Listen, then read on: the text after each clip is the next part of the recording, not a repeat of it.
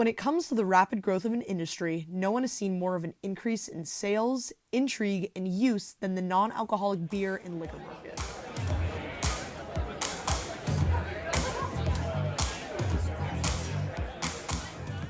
Sarah Hansen, beer department manager for Hazel's Beverage World, a liquor store in Boulder with over 12,000 different selections for wine, beer, and spirits. Hansen knows the ins and outs when it comes to the sales in the beer industry. Hansen has seen a rise in NA and AF beers and how they've rocked the beer industry over the past few years. We have far more options now than we did 2, 3, 5, 10 years ago. Even just talking with people that the older generation that they're saying, they're like, oh yeah, like 5 years ago, all we had was duels. And now we have 50, 60 other options, and they actually taste like things. And there's so many different varieties. It's not just, oh yeah, like mildly flavored malt water. Like there's so many different options out there. Hansen even noted in her personal life, she has found a lot of friends who work remotely want to be able to drink a beer while doing their work, but don't necessarily want to drink too much to the point where they can't complete it.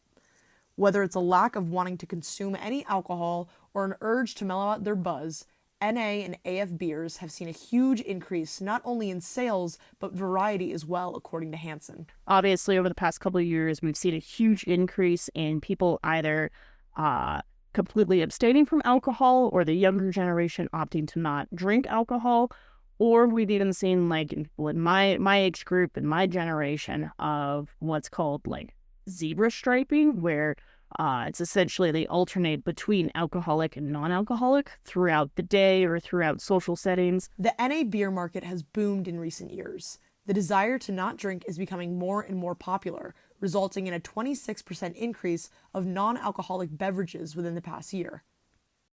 Consumers are looking for alcohol-free alternatives that don't sacrifice the craft experience, fueling demand for NA beers.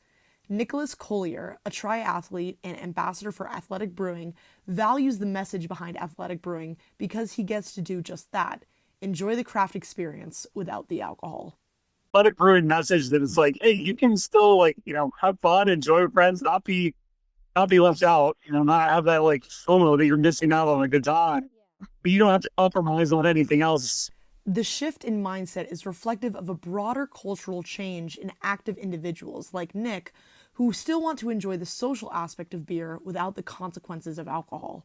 But definitely a big shift in like the number of people who are willing to drink non-alcoholic beer compared to 5 years ago. However, the changes of Trump's administration has created dire implications for non-alcoholic and alcohol-free brewmasters like Keith Villa, CEO of Saria Brewing Company.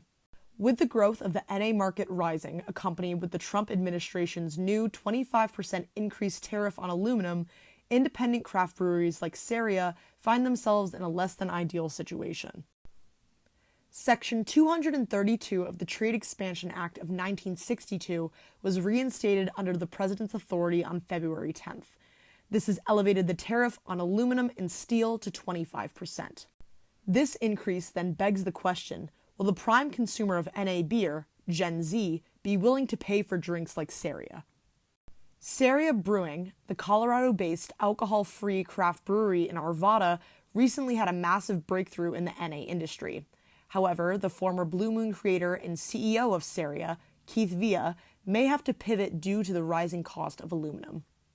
The issue with alternatives to aluminum, like glass bottles for packaging NA or AF beer, is one of both cost and health. No, I mean, the problem with bottles that he said people they were moving from bottles to cans is that bottles are heavy and they get really expensive to start shipping. And so I don't know that we would save anything there. Plus, additionally, the bottles, they're brown. But the other issue is that if they're exposed to too much light, the beer starts to take on a skunky smell and taste. So that's the other issue there. Yeah. Plus, I was going to say it's not easy for breweries when they're set up for one type of packaging system to change to another very easily. Villa noted that many breweries across the country had already begun dismantling their bottling lines due to cost and shipping. I have visited a lot of breweries, contract breweries around the country that have virtually taken apart, dismantled their bottling lines and sold them for some for scrap, some for just to other breweries. So there's a lot of them out there that have just gotten rid of their bottling capabilities because nobody thought that we'd be facing a world with Trump tariffs. Via, who has been around the beer industry for upward of 35 years, has seen all sides of brewing, including the craft brewery boom that took over Colorado.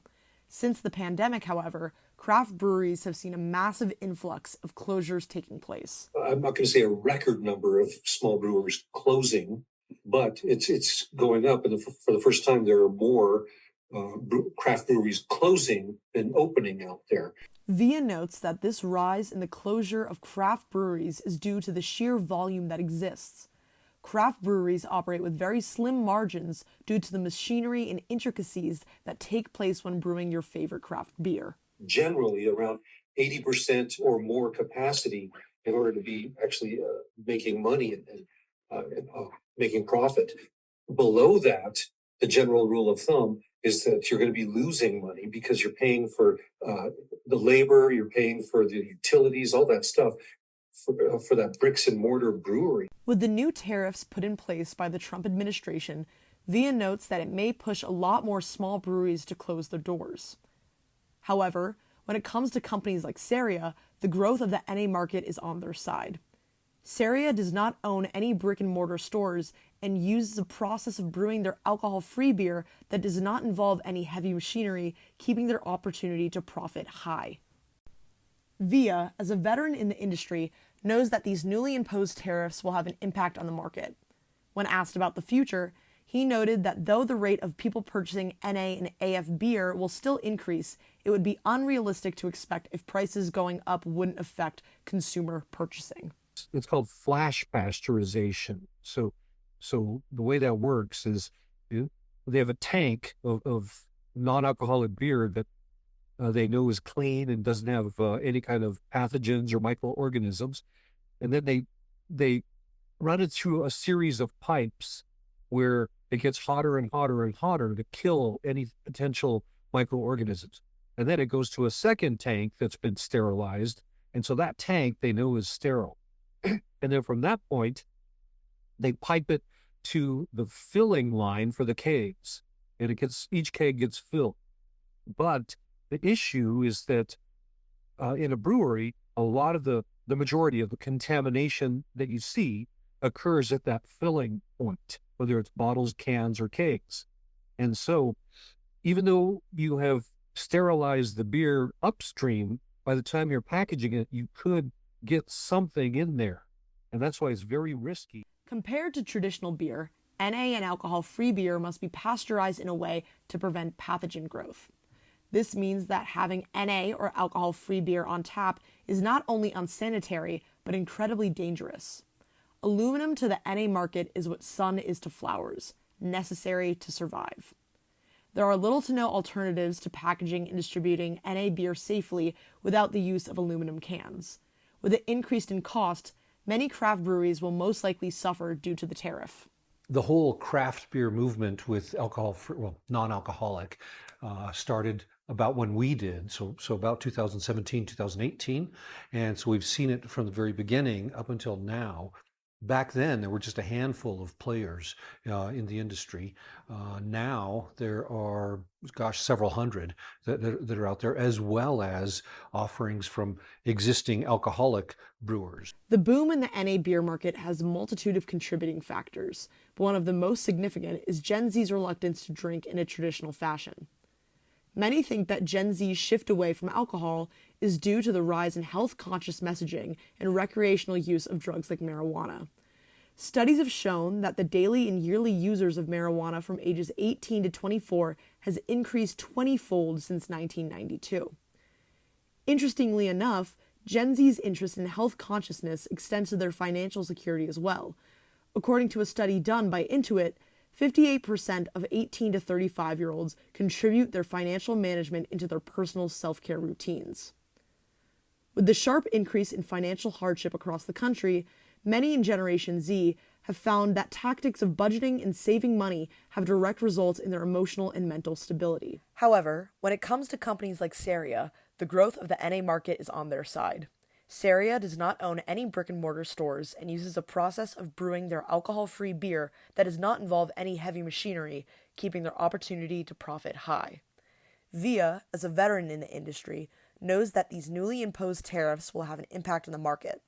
When asked about the future, he noted that though the rate of people purchasing NA and AF beer will still increase, it would be unrealistic to expect if prices going up wouldn't affect consumer purchasing. The European market, where there are some countries there, like Germany and Spain, where the NA share of the beer market has gone, 10, 12%. So it's quite high. Whereas here, it's close to 1%. So there's still some runway for NA beers and AF beers to go up. My personal feel is it can get up to 5% of the beer market here. So there's still quite a ways to get to that 5% number.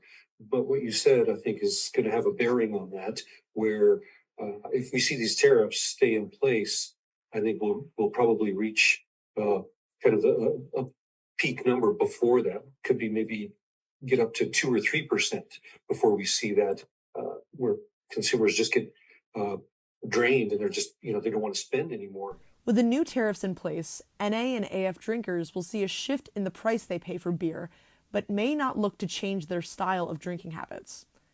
Christian Place, a 24-year-old who has an active lifestyle but still enjoys drinking, seeks to indulge in an NA beer when he doesn't want to suffer the repercussions of drinking in a traditional fashion. Some of the best nights in my life have been sober, and honestly, it's a challenge, but it's a worthwhile challenge to have fun going out and still being sober, whether that's like California sober or true sober.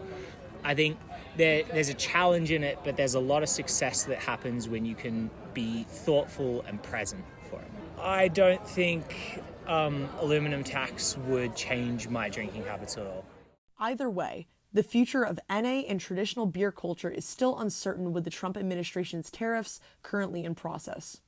Only time will tell how the tariff will affect beer lovers, small Colorado craft breweries, and the industry as a whole.